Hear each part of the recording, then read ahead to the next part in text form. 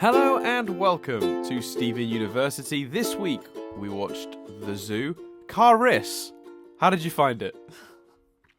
What is that? Is there a pattern to it? Are they not pronouncing vowels? I was trying to work it out, but I couldn't be asked. Yeah, I think it's I think it's like adding a with Greg they add like an R sound, don't they? Gareg. Yeah. It's like they separate the first letter and add like an extra sort of sound to it. So I did Gareg. So I did Caris. How do they say Stephen? I can't remember now. Steve on. Yeah, so maybe there isn't really a pattern to it. They just don't understand Earth names. No. I'm sure it'll be in the trivia if there is. But anyway, Stephen, we pick up where we left off. Stephen coming out the water. Mm-hmm. He sees Greg. As we saw, Greg was sort of being pampered. He's got two friends in particular whose names I can't remember. Shit, that's bad. I can't either. Yeah, that's fine. It's like U1 or something. So. Oh, they're called. They're called. I remember this now. They're called Y6 and J10. Because that's like it's like obviously it's like a designation, but it's written Y6 WYSIX and JAY 10 TEN. Okay. So it's slightly more. It's like it is namey. It's because to them it's not a designation, it's their name. So that's how it's sort of done. It's pretty neat. It's a good idea. Yeah. They're often referred to, if it helps out... you, when doing the description, Chris, this might help you. They are often referred to as zoomans instead of humans. So there you go. The zoomans. So it turns out that the zoomans are descendants, or most of the zoomans. So the J10 and Y6 appear, and then other zoomans appear. And Greg explains that they are the descendants of the captured zoomans ages ago. Mm-hmm. But all they've known is this life. So Stephen says to Greg that they've got to go. Greg's already tried the water. So, excuse me. We are recording this very early in the morning. I apologise for that. Very much. I feel rude, guys, and I'm sorry. That's genuine. So it's no reflection on the episode. What's amazing is you can say that's genuine all you like. That will not make it sound any less insincere than it actually did. No, sorry, but it's true. Sorry, guys. I'm very tired. I'm sorry. Yeah, like you just sounded like the opposite of sorry. No, I really am. It is really rude when that happens. But we are, like I said, we are recording early in the morning, and I apologise. So still sounded. Let me try and do it really genuine. I apologise. No, that sounded awful. Right. Yeah, it did. So zoomans. So then they experience. So they decide to go looking for the other door, seen in the previous episode. But Greg says let's do it at night. So then they experience a day in the life of the zoomans. So they have fruit. They have playtimes where they're rolling down hills. They have designated times to sniff the flowers. Mm-hmm. They wash in a very I'm a Celebrity Survivor style shower shots. And then clothed, they're all sparkly clean. Clothed, but it's very like it looks like an advert for a hair product. And then it does. You know what's amazing is I would not have thought of that, but one second you said it, the second those words fell out of your mouth, so that sounds about right, actually. It does.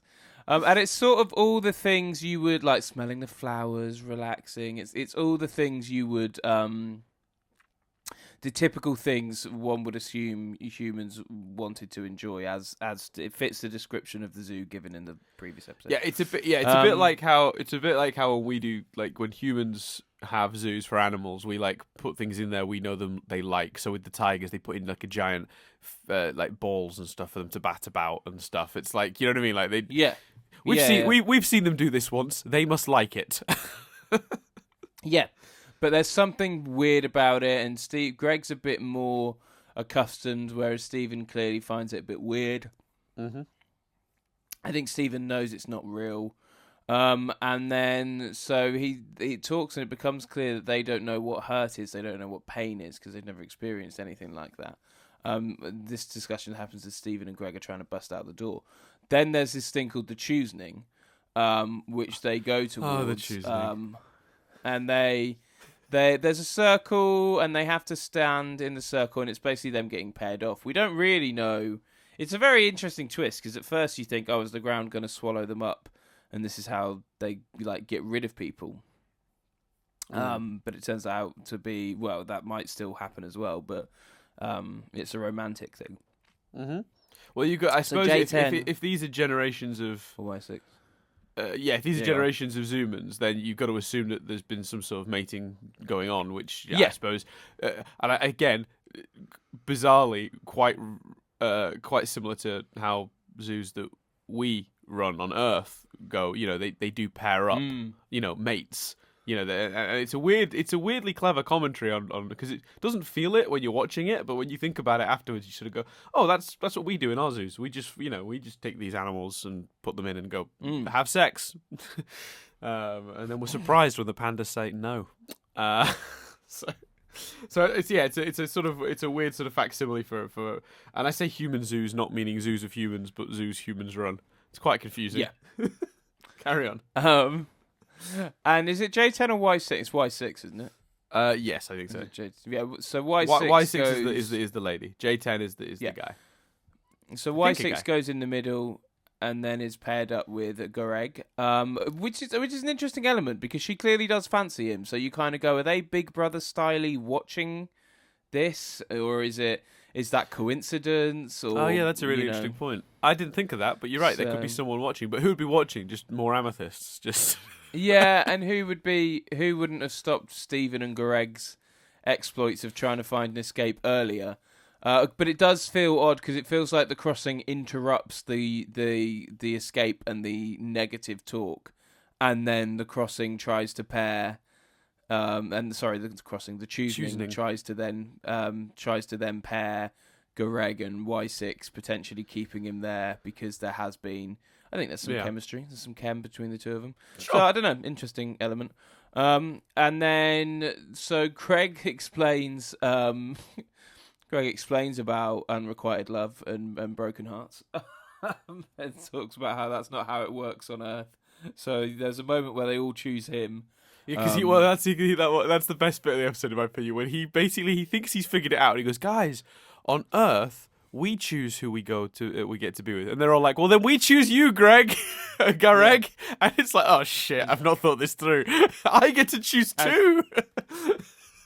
As he says later, he's not broken that many hearts since he had hair. Yeah, which I think, which by the way, like again on the writer's part, like that's brilliant. That's really clever. Yeah.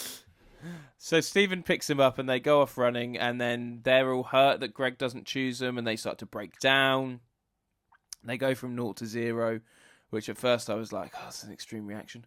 And then I thought, well, I mean, if they've never had bad news, if they've never been turned down, if they don't have pain in that sense. Yeah, so maybe that makes sense. And also, Greg's a handsome man. If he turned me down, I'd be sad too. Oh, yeah. I cry daily at the fact that he's animated and not real. And I just go looking. Every time I see a car wash, I go in looking for people that look like Greg or Paul Giamatti, because that's pretty close. I know I've not said his name right, but let's be honest. If Stephen University, Paul Giamatti would be pretty decent casting if they did a real life. Exactly, live action Steven Universe, Greg, Paul Giamatti. Telling you now. Yeah, not bad. Not bad. And then so, which by the way, I think we have to now continue this Chris Greg ship, and I think now. So originally your tattoo was going to be Pearl, then it was going to be it's going to be the cute blue. I think maybe you need to get all three now. I think you need to get Pearl as you described her, the cute blue one, and then Greg in that order. Sorry, Gareg in that order. I close my eyes, mate, and it's only blue. There's only room for the cute blue one. There you go. Oh wow, that was a strong statement. Or Y6, she's also lovely. I felt bad for her, when she didn't win Greg. There is something weird. You know what? I will say actually to that, and I know we're getting into episode discussion before you've gotten to the end, but very quickly with Y6, I think they do a really good job of making her seem quite sweet and innocent. So when she gets upset, you do feel bad for her. You do feel like, that's definitely. a shame. She seems nice. That's unfortunate that she's been upset that way. The same is true for the other ones. The other ones, dear Lord, for the other Zoomans. But I think particularly they do a good job of setting up her. I think you know what it is. I think it's because she's a little bit sweet on Greg, so that must hurt her more than the rest of them. So I think there's a part of it that makes you feel really bad for her. If I'm guessing, if it wasn't going to be so complicated because of the Rose stuff, you could have easily, with not that much more, they wouldn't have had to have done much more to make me believe that the storyline of this is Greg doesn't want to go because he's fallen for her as well. But they've done such an amazing job with Greg and Rose that it's sort of... Yeah, exactly. So you can't really do that. No. So Stephen and Greg go to escape, but then some more Amethysts appear and say, "Oh no, you're not going anywhere." And that's how the episode ends. Sorry for the broken up, tangenty description. I really like this one. I really enjoyed it. I'd say it's probably the one of the bomb I've enjoyed least at present. I just felt it didn't keep the momentum going as strong. I think I really have to see where this pans out for me to properly judge this episode, because I finished this episode going, a lot of that was really interesting. A lot of the zoo stuff was really layered and textured. Mm-hmm. They've now been captured. Logically, where the bomb goes now is they're taken and they join the other gems. I don't know how they possibly can take the time to properly finish that zoo story. I don't even know how you'd finish that Zooman story, because they were happy, but they're not really happy. You want them to experience real Earth. Do they capture them? Do the gems take them and free them? I don't know. Is that right to free them? Because that's all they've ever known. I finished it, and my only thing with it was like, where do they just drop the Zooman thing now? Do they pick it back up? Yeah, it's an interesting point, but keep in mind this is the show that quite happily has left all those rubies floating in space for like half a season. Exactly. So neither option would surprise you, right? If next week they spent their time freeing the Zoomans, you'd be like, yeah, that makes sense. If next week they're just like, well, I guess they were happy and they leave, you'd be like, yeah, I guess that makes sense. But which would you want? What would you rather see there? I'd want them to address it, because Bubbled as an episode is not about the rubies floating in space, and they just, that's happening, and we discussed it because we know that's happening, and we know that's weird, and we know they should probably address that at some point. But fundamentally, that episode is a character breakdown between one particular ruby and Steven. One particular ruby who doesn't listen when Steven tries to help them, and then they fly off as a result of them not listening and them not accepting Steven's help. This episode makes this episode's plot point, a big plot point of this episode, a big thing of this episode, is the breakdown of the Zooman's happiness and the realization of pain, and this almost weird, other society thing breaking down. So I feel like leaving that would be worse, and that's why I find it hard to judge this episode before I know where that goes, because if they just leave it and bugger off, then a big section of something that was very interesting in this episode is ultimately pointless. Because why have them break down if you're not going to show the result of that? It was a good excuse for them to. It was a good excuse though for Steven and Greg to escape, because basically what they set up, for those who don't remember, what they set up early in the episode is the last time that door opened was when someone felt pain. So Steven thinks that means physical pain. No, if someone feels hurt. And so Steven thinks that means physically hurt, so he punches his dad. Which, by the way, I love this continuing like little very subtle hints that Steven is like extremely strong and durable. I just like that they keep doing that, and they keep having him do like almost superhuman stuff. So they do that thinking that will make the door open, but it doesn't.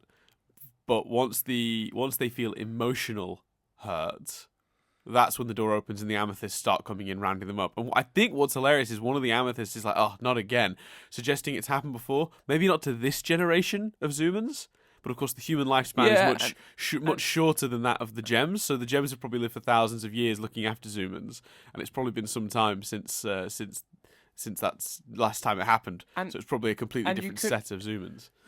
You could argue that the fact that one of the amethysts has his arm round them and it's like, it'll be okay, don't worry, is the suggestion that they are genuinely trying to comfort them and help them. Mm-hmm. So you could make that argument, and there will be people that disagree with me, and that's fair enough. But also, again, that in my opinion at least, they showed us their entire day, and they showed us their entire day kind of going, oh, the food's delicious, but it's manufactured fake food. It's not real fruit. It's they're splashing, but they're not actually splashing. They're not cannonballing. So, in my opinion, the implication is there that these people are kind of trapped. And it just my opinion. If you do these people are kind of trapped, and it's not a good situation, you have to show the resolution of that. Either them getting out the trap or the trap becoming a better place. And I don't see how they're going to have the time to do that, and that just puts a slight taint on the episode for me personally. But let me put it this way though: if this was about them going to the human zoo and rescuing Greg, and they didn't get to spend much time in the human zoo, it was just they burst the door open. There's a bunch of humans in there in the grass, and he's like, "Come on, Dad," and they just walk back out the way Stephen got in.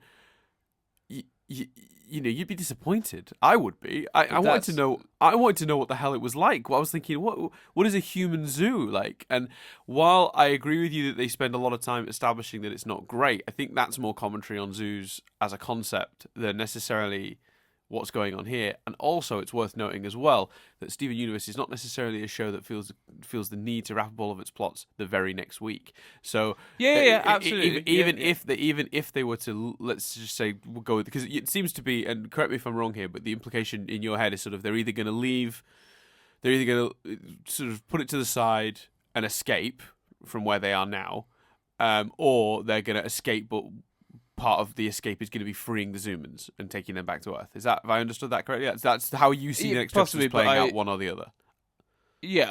But my suspicion being they escape and the Zoomans are where the Zoomans currently are. And I agree with you and see what you're saying, but I just, like I say, it's all a personal thing, and I personally think you could do it.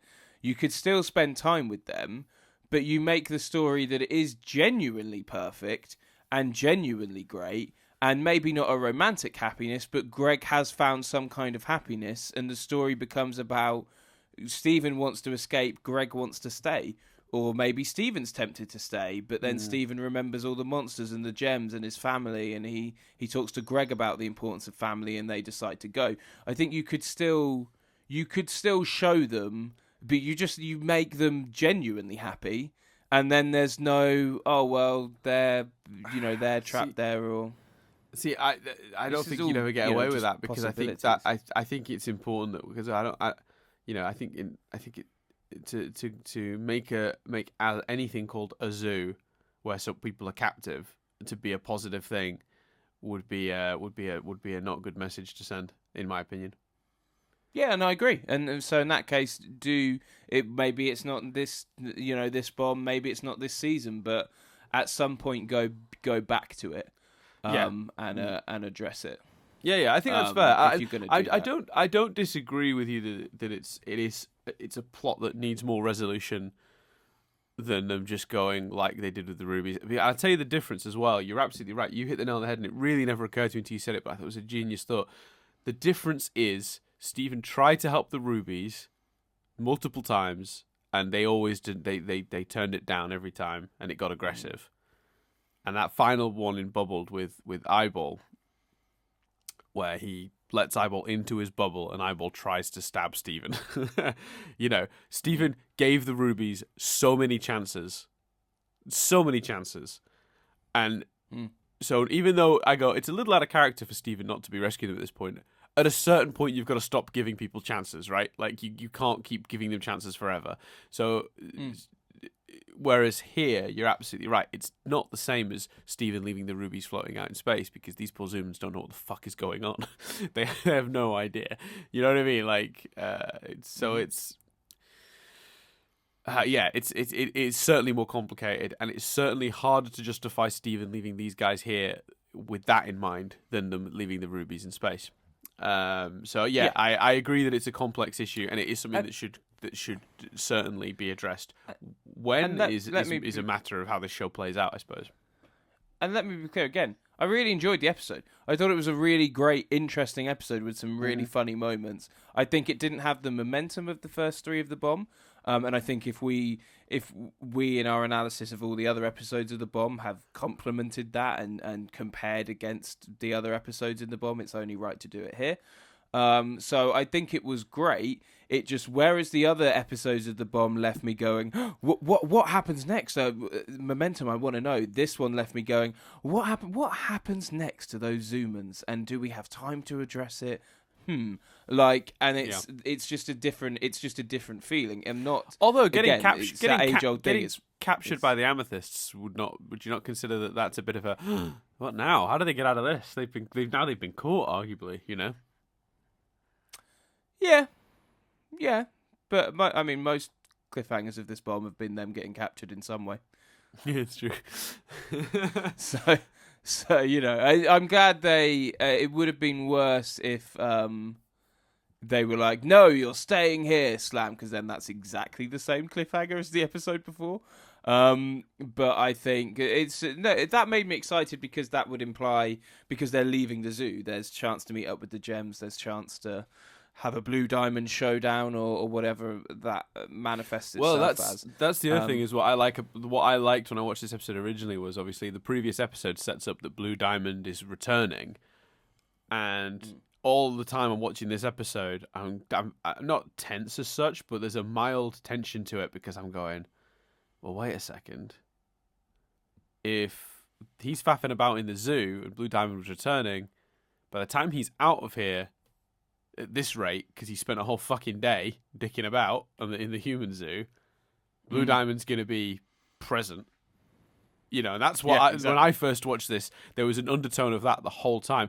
And to be fair, I don't know if that's necessarily to the credit of the writers. I think that's just the circumstances lining up that way. But there was a part of me that was going, shit, Blue Diamond is likely going to be on this ship when he gets out of here. And how's he going to escape under her nose?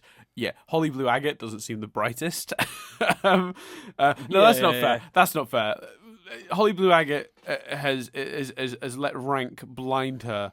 Actually, no, because in a weird way, she has no reason to suspect that any gems would not be on their side. The only gems they ever know of having rebelled were on Earth and are dead, as far as they're concerned.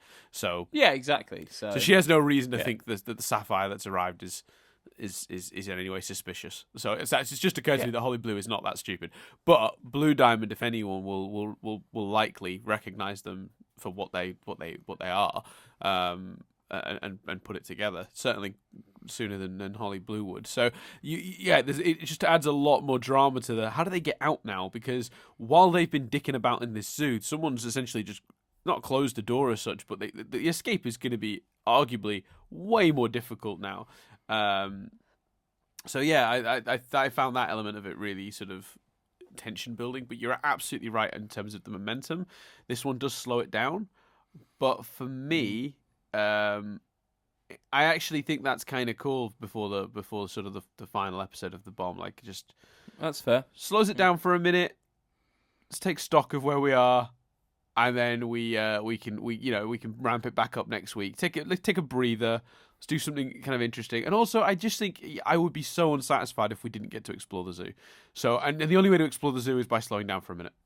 That's the only way that was ever going to happen, you know. So, from my perspective, and again, I don't disagree with your concern that maybe that should be handled, at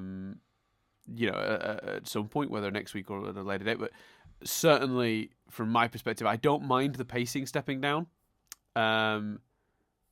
Because I really feel like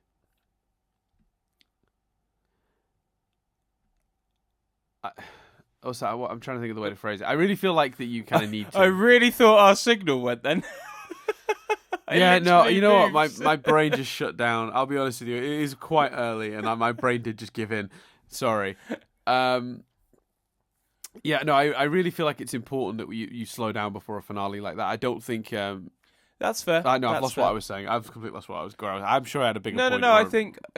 No, I think the point you're making is that you agree about the momentum, but you didn't view it as a bad thing because you think that's quite a good thing pacing wise for these five episodes. Yeah, and then there's no other way to do it for the zoo.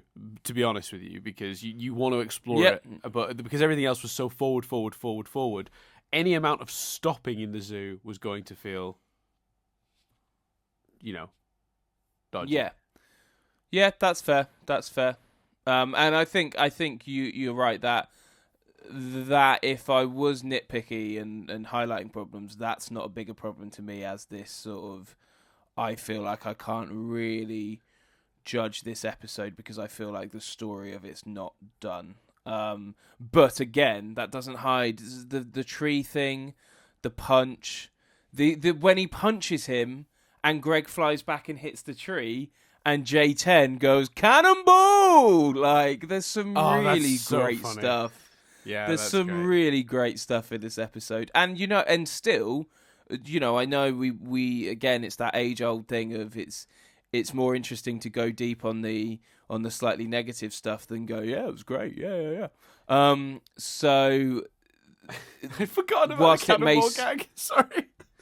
Whilst it may seem like this has been negative, I still if this next episode is great, best bomb in my opinion. I'm still loving it. Yeah, I think I can see that. I think because I think on the whole, it's hard for me to say without confirming about what happens in the next episode. But this is definitely, without question, one of the stronger bombs, if not the best bomb. It would only be between this and the first one, which includes Jailbreak, I think, at this stage. I don't think there's because there were issues with the other bombs not feeling like they aren't being bombs. The Sardonyx one, I don't think that's fair. I think the Sardonyx one. I wasn't applying that to all of them, but right. Yeah, but there were issues with particularly I think the second bomb. We were just like, how is this a bomb? The second bomb was just they aired the episode. The second bomb was like a mini. The second bomb was a week of Steven. Yeah, and the birthday week one was sort of hit and miss as well. Just on not in terms of the quality of the episodes, but in terms of I don't know. I just think it's important, and I think Chris, you feel like this too. And correct me if I'm wrong, but I feel like if you're gonna do a bomb, don't just make it a scheduling thing to make people excited because you're releasing 5 episodes. Do it when you've got 5 episodes that at least have some sort of linkage, like some sort of theme, some sort of thread, and I think the more effective bombs have been the ones that have done that. So obviously the opening bomb that ended in Jailbreak was sort of the momentum of the end of the first season, and. The other one obviously was, the Sardonyx one had that really interesting through line. But even the Steven's birthday week one, it was only Steven's birthday for the first 2 to 3 episodes. So it's like, it keeps some sort of theme, so it does sort of feel like it deserves to be a bomb. I think that's important because otherwise you're making a special event out of just we have more episodes, which is fine to a certain extent. But I don't know the way they've done them. They've sort of created their own. It's a problem they've created. Because if any other show just suddenly decided, we're going to do a week where we release 5 episodes, you'd be like, okay. Well, Cartoon Network sometimes do that with other shows, but it's not really taken the same way. But the way they sort of promote these and the way they sort of work them, Stephen Bomb, 5 episodes, and especially because the first one was the episodes leading up to Jailbreak, the bombs feel like they should be special as a result. And then this is definitely, if you're going by that, certainly one of the better ones. Certainly one of the more impactful ones. I mean, we're seeing Steven in space and interacting with new gems and we've seen other amethysts and Holly Blue and the red eye thing was outside and and Blue Diamond. Blue Diamond had a conversation with Greg, Chris. What the fuck? I know, how, and I'm sure we will hopefully do that stuff. I think we did a lot of that yesterday. Like there was a lot of hyperactive, exciting rants. So it's been fantastic. Did you have any other thoughts or Triv? I'm aware that a lot of this was taken up with my Zoomans thing. Yeah, no, and I don't disagree with the core of your point.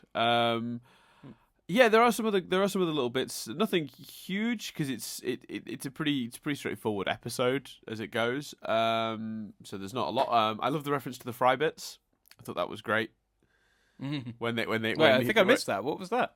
So early in the episode, they're like, "Oh, you must be Steve on or whatever, however they say it," and they they're like, Greg has told us many stories of you. The bits, and they all start doing the bits. Yeah, I couldn't work out or remember. I was like, "What is that a reference to?" But now fry bits, of course. Yeah. Yeah, it's because when Stephen wants the fry bits usually are like, "No, Stephen, just get actual fries," and he's just always sort of like the bits. So yeah, I thought that was really funny and a great little nod. Obviously, you might have noticed the Zoomans only have black or green eyes. There's no suggestion of what the implication of that is on the wiki, but my opinion on that is that it was black and green-eyed humans were originally the ones kidnapped to start the zoo, so that genetics have been passed on, and for whatever reason there were no people with like blue eyes or anything like that, or brown eyes, mixed in, which meant that those were the only two eye colours that sort of have made it into that gene pool. Which I thought was interesting. This is one of the first episodes, one of the only episodes, or the only one I can think of at the moment is Bismuth, that has a title card. It doesn't have a title card traditionally, but the title and credits superimposed over the beginning of the episode. The last time that happened was Bismuth. Yeah, that looked cool. Yeah. Yeah. That happened in a bit, but even more like extravagant way in Bismuth, but yeah. Yeah, of course. Yeah, over quite a big reveal. Yeah, absolutely. Yeah. The containment area is most likely inspired by the Garden of Eden. So I guess the assumption is that story still exists in human culture in this world. There's two implications there. Either one, they just mean the designers chose to design it like the Garden of Eden, or they're saying when the gems built it, they built it on the human myth of the Garden of Eden. So I'm not sure which is you're supposed to take from that. Neither would surprise me. No. I think it's probably the second, the gems, basing it off of the archetypal view of what paradise looks like. Yeah. Yeah, I think so too. I think there's that religious imagery again, Dan. Yeah. Shall I go on a 15-minute, 20-minute rant about it, Chris, and derail the episode completely? For a point that is not that big of an issue in the grander scheme of the episode. No, that would be ridiculous. Why would I do that? Why would we ever do that? No, we'd never do that. We'd never do that. I'm so intrigued to see the audience comments to that episode. I know. I feel. You know what? Afterwards, I guess I was just a bit delirious. Like I took a point and then because I was finding our conversation interesting. Like personally, like talking about it, I got sucked into it. But what I really like, it's that thing where we talked about this recently, where we said like, oh, we don't like to manually edit these conversations. Like we don't like to while we're talking, sort of go, let's stop talking about that and stay focused or whatever. We just let it flow. Yeah. We very rarely, really seriously make any effort to sort of adjust the flow of the conversation because I think it's important that these happen as naturally as possible. Yeah, and that's one of those moments where it happened as naturally as it happened, but I got sucked in because I was engaged and interested in pursuing that debate. But then a part of my brain kicked in and just went, I don't know how entertaining that is for anyone. That it took up so much time in it where we didn't talk about the actual episode. We started talking about television in general. We then went over, so I don't think the episode chat is an issue because we then... Yeah, it was an extended episode, so we shall see what people say. But I think it's right to put it up there, to not edit either in the conversation or post production, and just see what people think. No, it's gonna go up as it is, and I'm sure there'll be some people complaining, and I'll have to maybe explain the same thing again, which is just that the way the conversations play out. And I will say though, I think if I'd have been more. If I'd have been less sort of, I think if memory serves, we did that one quite early as well, didn't we? And I think if I remember rightly, I was just sort of like, I was less in sort of focused podcast mode naturally, so I was just in more just conversationally chatty mode that we like, as if we were just on the phone to each other and chatting rather than doing a podcast. Yeah, maybe I don't know. I can't remember, and I think that, like I say, natural is the best policy. Yeah, I agree. So if you want to chat about the Garden of Eden imagery, no, I'm joking. Right? No, I'm probably not going to, there? Chris. Probably not going to. The music cue that comes out of their earrings when there's about to be like an announcement is actually the same cue you hear before they play audio on the Disneyland Star Tours ride, which is the Star Wars ride at Disneyland. Yeah, there's no real direct reason for it. It's just like a cool spacey sound, and it could even be a coincidence, but I suspect not. No, yeah, I don't think so. I mean, knowing that the production of this show is obviously, I think this is produced in LA, and obviously not that far from access to Disneyland in the grand scheme of things, and I suspect a lot of those guys have been to. Oh no, the Star Tours might actually. Wait a second, actually, because there's the Florida, but there's a Disneyland in LA, isn't it? Isn't that where the first Disneyland is? I don't know, but I don't think location matters. If they've put way more obvious references to anime shows in this, so I don't see the harm in having a. No, there's no harm. I was just suggesting why that reaction thing is this. Yeah, but it's specifically a ride though. You know, at a park. Is like, you know, for them all to have been like, oh yeah, get that sound in there, suggests all of them must have sort of been, and usually with like a workplace in England, most people will not, you know, only a handful of people will have been on the exact same ride at Disneyland because, of course, we don't have access to a Disneyland in England. Do you know what I mean? Maybe, but again, I don't think they've all seen every anime show that they do nods to. No, that's fair. I feel like a percentage of them have people. I think a percentage of them have to, though. No, but personally, not. I think that whoever was in control of this episode could have just been like, "Oh, let's see if we can use this sound." And yeah, maybe. Yeah, you're right. Went, you know, cool. that's equally possible. But yeah, it's a cool. But I mean, neither of us know. So no, true. I suspect that it would have been an easy sell to the room to use that sound because I suspect that there would have been a lot of people going, "Oh yeah, I've done that ride," because I think it's nearby. But yeah, if you on the wiki page for the zoo, so the Steven Universe Wikia. Again, I'm not calling it a wiki anymore because I'm being yelled at a lot. I'm not being yelled at a lot anymore. That's fair. That's not fair.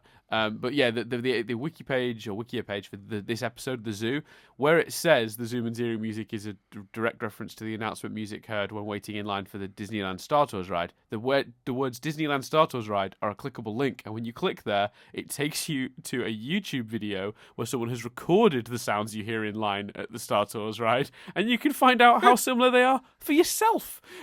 So you don't have to go to Disneyland to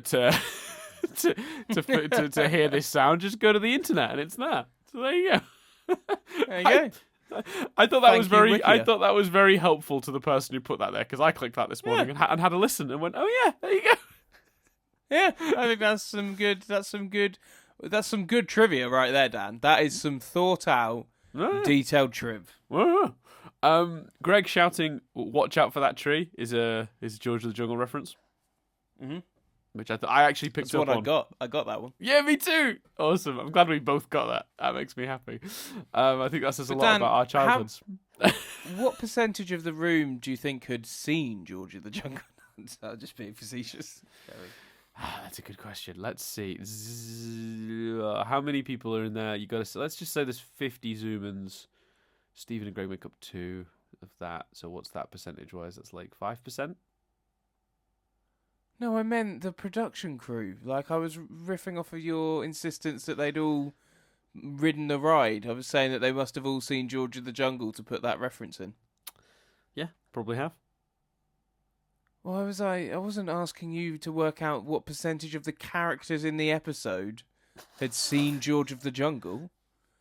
Only Greg and Stephen. Yeah, if George of the Jungle even exists. That's what I thought your joke was. That none of the I thought you were saying the people in the zoo wouldn't have seen George of the Jungle to make that reference. So I was going, that's a good point. How many? And I was sort of playing along with it. But obviously that you were going for a different gag, Chris. Yeah, I mean neither was funny, which is the problem, and why we're here in this confused place. But let's move forward, Chris, instead of back towards that. I've just seen actually another fact related to the Star Tours one. This is actually the second time Star Tours wait in line music cue has been used in the show. It was first heard when Pearl used her ship's keyboard console in Space Race. Nice. So there you go. And then the final bit of trivia, which is that the Choosing is a very similar concept to the carousel concept that's used in the Logan's Run film from 1976, which is obviously based on the book, which I don't know when that was released. Cool. Before 1976. I've seen the film, but I've never read the book. I feel like I should read the book for Logan's Run. I feel like that's probably a good book to read. I haven't seen either.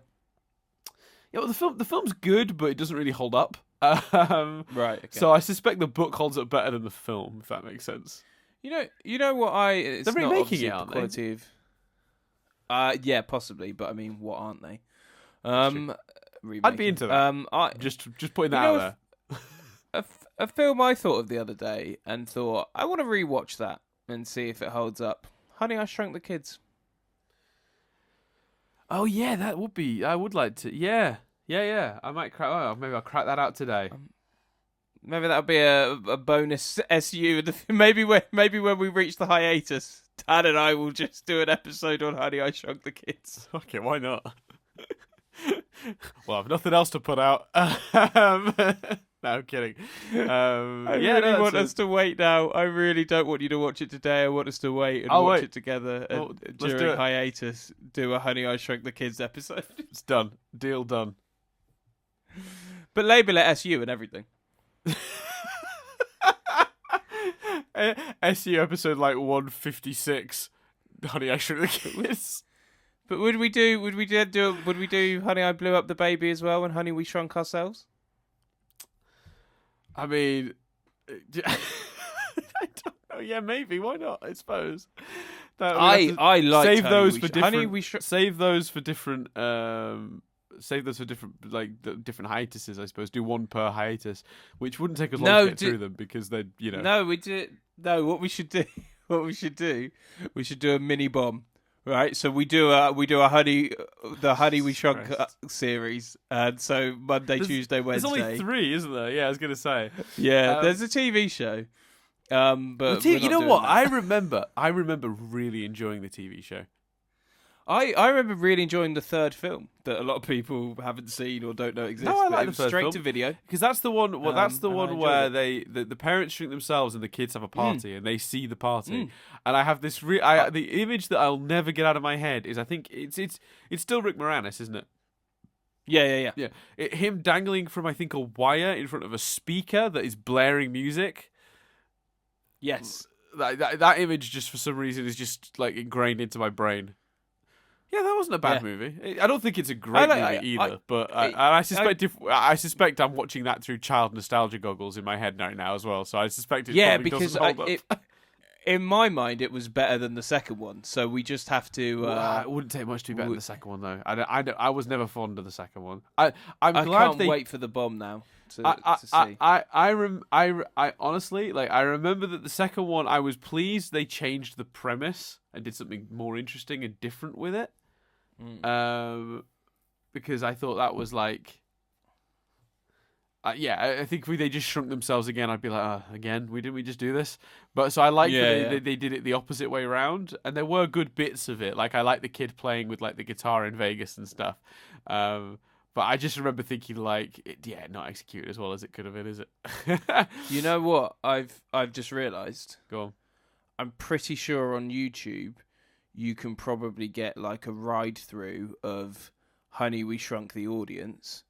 So if we do that and a couple of episodes of the TV show, we've got 5 days worth of we've got a Honey I Shrunk the Kids bomb. I mean, yeah. So Honey, we shrunk Stephen University. Yeah, that's what we should call it. Honey, we shrunk Stephen University, and it's just a bomb. Where we do, and what I love is people will go, oh guys, you could also do a bomb of this, or oh, have you thought about doing a bomb of this? And they would all be better suggestions, but we would only ever do it for Honey, I Shrunk the Kids. It would be like a one-off that we would never repeat. Yeah, okay. Never do again. I'm on board. Why not? I remember enjoying the TV show. I remember enjoying the third movie. I love the first one. So yeah, let's do it. Why not? Yeah. Yeah, there we go. So look, during the hiatus, so next time you guys are like, oh shit, another hiatus. No. Don't worry. Honey, I Shrunk Steven University. Oh man, that's going to be so funny. Yeah, I'm on board. I think that's a great idea. That's funny. So, what was there any other trivia? I can't remember now. That's just thrown me off so much now. I don't know where I even am in the world. No, I think that's everything. Logan's Run was the last. Yeah, that's the last one. That is the last one. Because bizarrely, Logan's Run led to Honey, I Shrunk Steven University. Yeah, I'm not sure how that happened, but yeah, I would be interested in seeing a Logan's Run remake because I the concept is good. The original one is super cheesy. Yeah, it's one of those things where the concept, as far as I understand it, is wide enough to do that. It's like I'm not adverse to a Quantum Leap remake because the concept is so ripe for the picking. And you don't have to do the same stories again. It's the remakes where you just think, but this is just going to be the same story that I have a problem with. There you go. We've reached the we got a plan for the hiatus. But final bomb, Dan. Predictions. Some sort of Blue Diamond face off. Gems get away. Very next episode is Earth based on what the gang have been up to without the crystal gems. Okay. I mean, my theory. Or it ends on them arriving back at Earth and it's like the end of Earthlings. So they arrive back on Earth and they're like, oh great, there's finally some rest, and then they get out and like the guys that are left are fighting off an attack, and it's like, oh shit, what have you been up to? Or like just, joyous Blue Diamond defeat, and then the next episode is the Earthbound people. I still think we're doing the Earthbound people, and I'm glad I said, didn't I? I think we're going to do that. I hope we don't do it within the bomb. And I certainly don't think we're going to do it with it. That would be awful if the final episode of the bomb was the cute blue one, Peridot and Connie, and the fucking pumpkin like fighting something. Hey! You can complain about that being the last episode all you like, but you leave Pumpkin out of this. How dare you say and the fucking pumpkin? Leave Pumpkin alone. I apologize. What is your problem with living food? You didn't like Watermelon Steven. You don't like the pumpkin. It's becoming a problem. I don't mind the pumpkin. You just said that fucking pumpkin. Why would you speak about him so rudely? But just about Connie, Lapis, Peridot, and the fucking pumpkin. Oh, what is he? Chopped liver? No, I just mean it in fucking whoever else they can get in. Fucking pumpkin. Yeah, he'll do. Oh yeah, because he'll do. I could have been because he's a lesser being than the Gems and Connie. Not having it. Not having it, Chris. I'd have done exactly the same if I'd have been like fucking Andy or something. Oh, and now Andy's getting shit. Oh, that's great. Yeah, humans are worth less than gems, are they? No. But who would you want fighting your battles? Amethyst or the pumpkin? I mean, I just think you're underestimating Pumpkin. Well, I look forward to see it being proved wrong. I think, Chris, you've just got a general lack of respect, for the pumpkin, and I think, I don't think that's fair. He's got feelings. He's alive. He deserves to be treated with the same sort of, decency you would treat, like a Connie or a Peridot or a Lapis. The image that's always in my head is the giant cookie from Honey, I Shrunk the Kids, the first one, with all the cream. Yeah, I remember they fight a bee or a wasp or something. I think that's the one from the first episode. That's the one from the first movie. Sorry, that's the one that sticks in my head because he gets caught in its fur, but there's pollen, and the pollen is just these big yellow bits of styrofoam. Yeah, that's again seeing, because those graphics looked cool when we were kids. Yeah. But I do wonder whether now it's going to be like that. I think you know what? I think they'll be all right because I think practical effects age a little better than CGI. Yeah, that's fair. You know what I mean? Like it's still a tangible object on screen that they're interacting with. So that might. Oh, I just right. So while we were talking, I was trying to Google at one point Disneyland because I was looking up, which Disneyland the Star Tours ride is in. I suspect the LA one. But I still trying to prove that point. No. I got off it very quickly. No. But because I Googled Disneyland, this picture came up of they have the people in the costumes running around the park. And the guy dressed as Woody, but they've not just put a guy in his outfit and given him the hat. It's a fucking horrendous plastic mask head thing that, I'm sorry, with this dead eyes, that is the scariest thing I've ever seen. And there's two people next to him doing like lasso stuff. And they're looking happy. They're having the time of their lives. But I'm like, mate, look at the horror show 2 feet from you. That is... Are you putting the picture on the YouTube link? I fucking am now. Yeah. Sorry, guys. That picture is going on. So if you listen to this on iTunes, find the YouTube version of this video. Skip to about this time, and that'll be on screen. Maybe it's just me. Maybe I'm a crazy person that finds something weird. Something completely not scary, completely terrifying. But it's the weird dead eyes and stuff. It just is really. I would have just put a dude in the costume. Oh, that is because when they do like the other sort of humanoid Disney characters, they just what did you Google? Just Disneyland. Yeah, Disneyland. I can send it you. Have you got your Facebook open? Yeah, but that's on my phone, which is down there. Down there, the height of laziness. I sent you the link, but yeah, I just literally typed in Disneyland. It was like, actually, that's weird because I've done it again now. Now it's just coming up with what did I type in to get that picture up?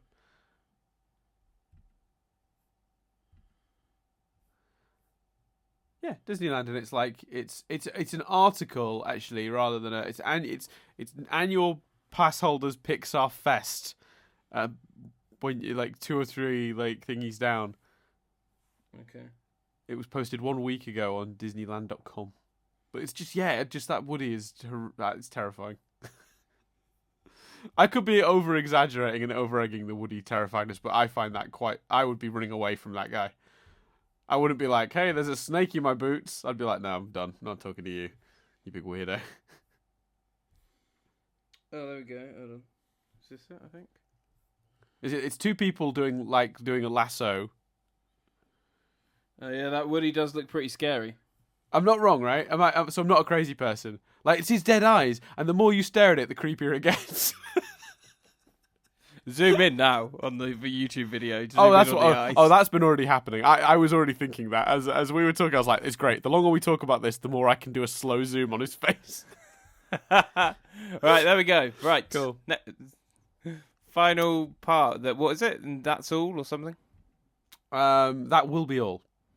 That will be all. Cool. Which is how Peridot dismissed Pearl in an early episode, and how Pearl was dismissed in this bomb. So it's cool. Yeah. So it's a phrase that's come up in the show before. We will see you tomorrow for that. Yeah. And sorry, this one got a little extended by chat of Honey I Shrunk the Kids and Disneyland, but why not? A little bit of extra. I think so. Right? A little bit extra bounce on the end. I'm sure Let us know down below how excited you are for Honey We Shrunk Steven University. Yeah. Boom. That is everything for this week. I've been Dan Doolan. I've been Carissa Billingham. We'll speak to you tomorrow as we discuss That Will Be All.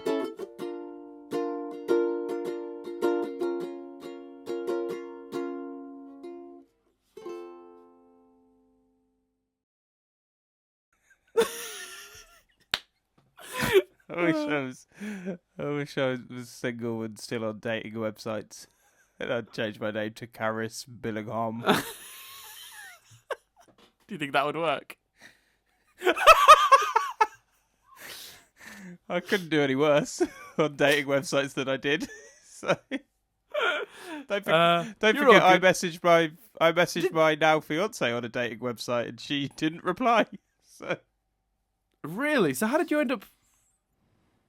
We then met in person. We then met speed dating in person, but I had previously messaged her on No way! I didn't know this. Dating website. Yeah. I sent her a message that referenced the Backstreet Boys, and she didn't reply. Have you asked her since why she didn't reply? That's pretty clear.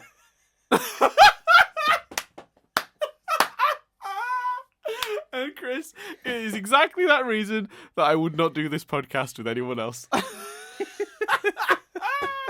didn't know that. That's amazing. So you messaged her. Yeah. So you saw her picture and her profile and went, yeah, I'll give that a go. That sounds really horrible. I didn't think it in such a... I'm not a pig, but carry on. Yeah, that sounded horrible. No, I meant attempt to contact her. Yeah. I phrased that horrendously. I'll try. I meant the Backstreet Boys message, but I've realised how that sounded. Yeah. So I saw her.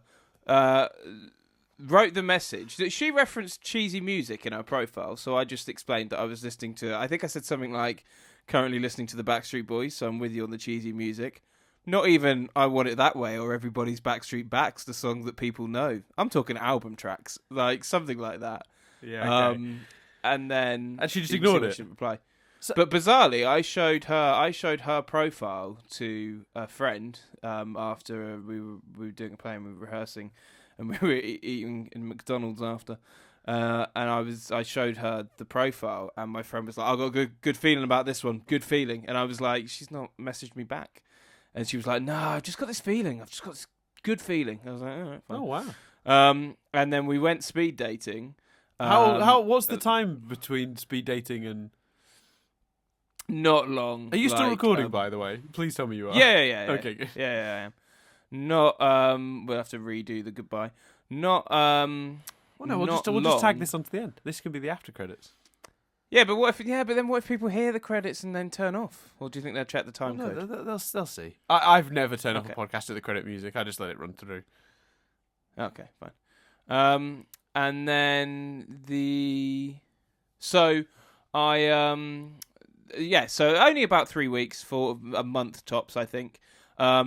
Went speed dating, met, and had gone on like 2 or 3 dates, and I'm sort of walking back home after one of the dates, sort of digesting the things I'd learned. That, do you know what I mean? Like the facts and and I was sort of just kind of thinking about her and what she was into and stuff, and then I just suddenly that profile swam in front of my mind. What's the time frame? Like, did you say between you messaging her and then bumping into her on speed dating? Oh, like 3 weeks, a month tops. That's nuts.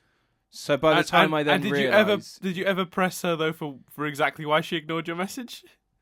No, I realised on that walk home, and then I brought it up with her the next time I saw her, and I was like, I think I messaged you on Plenty of Fish, and she was like, really?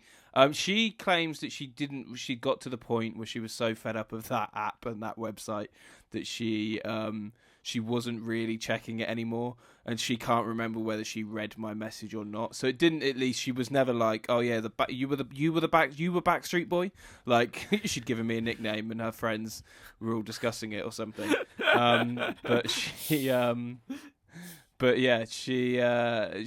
vaguely remember getting that message. But it just, I was saying to a mate the other day who's single and sort of, critical of things like dating websites, and I was like, yeah, that's true, because I am marrying her, and she didn't respond to me. Yeah, on a dating website. That's nuts. So yeah, you can't take that too seriously, then, I guess, can you? It does say something. Yeah, it does say something for meeting each other in person, and we still met under it's not like I approached her in a bar. It was still speed dating, but yeah, still that's crazy. That's crazy. Yeah. Right, well, that's a roller coaster, Chris. That story. I didn't know that. How did I not know that about you? I don't know. That just, for some reason, that little detail never came up. I don't know. I don't know. How strange. Anyway, it's weird. But if I'd have been called Caris Billingham, then she definitely would have replied. Yeah, you'd have had far more success. Let's be honest. Yeah.